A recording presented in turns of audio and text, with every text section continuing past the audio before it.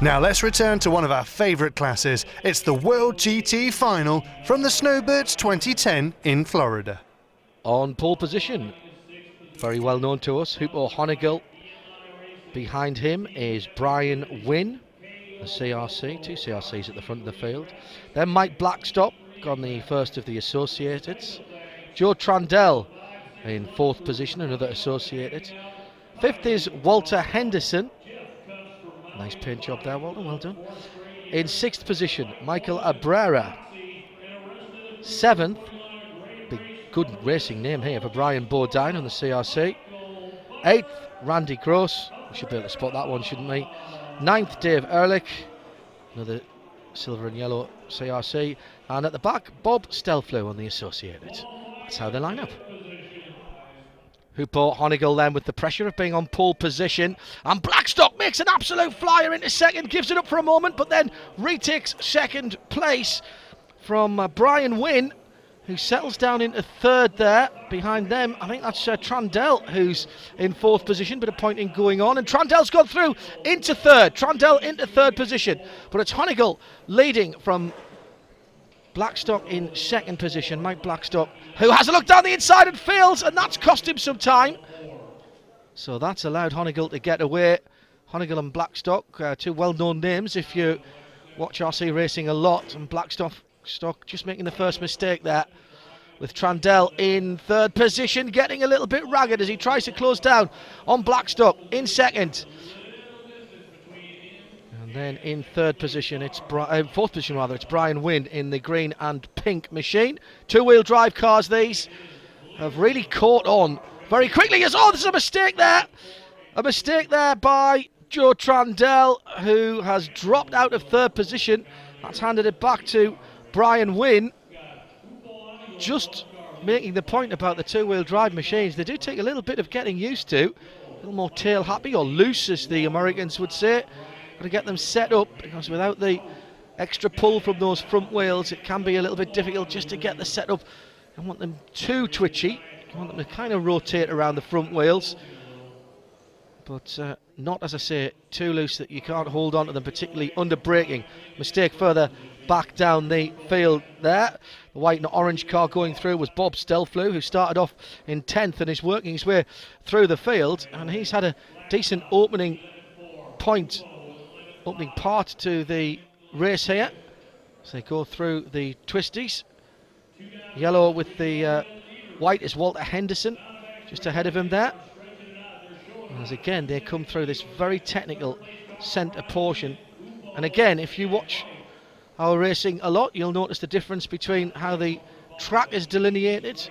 Hard, solid barriers here, right the way around the corners, including the curbs, or should I say without any curbs, right to the apex of the corner, whereas in Europe, the favoured method of marking out the track has the barriers with the upturned saucers, if you like, which seem to cause so many problems. Very difficult to keep the car under control. Here, no margin of error at all. Slight mistake and you'll clip the wall. Back to the leaders then. Honeygall still with Blackstock, trying to close him down, and Mike Blackstock recovering from that earlier attempt at overtaking in the first of the hairpins. Might also notice, if you're a regular watcher, that this is a mostly left-hand circuit. Not always the case. As they come down onto the back straight again, and there's a bit of lappery going on. The Dave Ehrlich car going a lap down, and some nice heads-up driving by some of the now midfield drivers. I won't call them back markers as the leaders come through. Hoopo Honeygall then leading from Mike Blackstock, the CRC ahead of the Associated as more traffic is being negotiated, and it's a tribute to how quick these drivers are that they are lapping through the field. Pretty much half the field already a lap down as we move into the closing stages here, and the battle is joined again for the lead. Blackstock, and that's where he likes it, just in that braking area, to that left-hand hairpin off the long run down the back straight.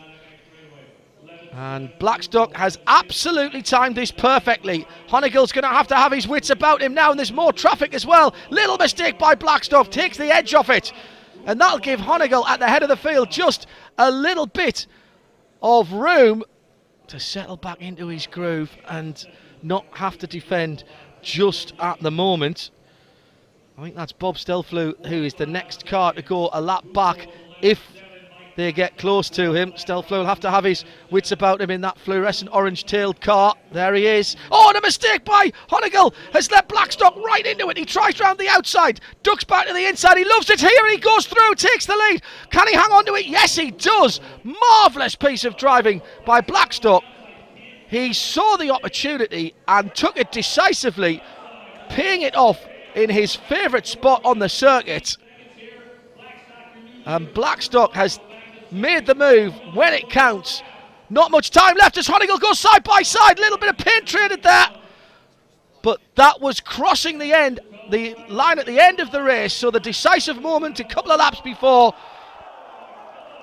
And oh, now this is going to be interesting because Honeygall has been given the win. Honeygall has been given the win by a fraction of a second. We'll get the results in a moment, but first of all, let's have a look at the decisive moment of the race. Here is where the lead goes. Honeygall makes a mistake. Blackstock sets him up, and this is his favourite part of the circuit. He's super quick through this left-hander, and that is a very decisive move indeed. Just a little block check, and there is the lead for Blackstock. Now, coming to the line, little bit of a touch. Now, I think that's the line there, and for me, Blackstock may just be half a bumper's width ahead, because it's not till about here till Honeygall gets back in the lead. It's all going to depend where the transponder is. So here is the confirmation. Hoopo Honeygall by the smallest measurable margin, 5:03.53 to 5:03.54, 1/100th of a second. Mike Blackstock, I think, can count himself a little bit unlucky. Brian Wynne in third position from Abrera and Trandell, and everybody else at least a lap back.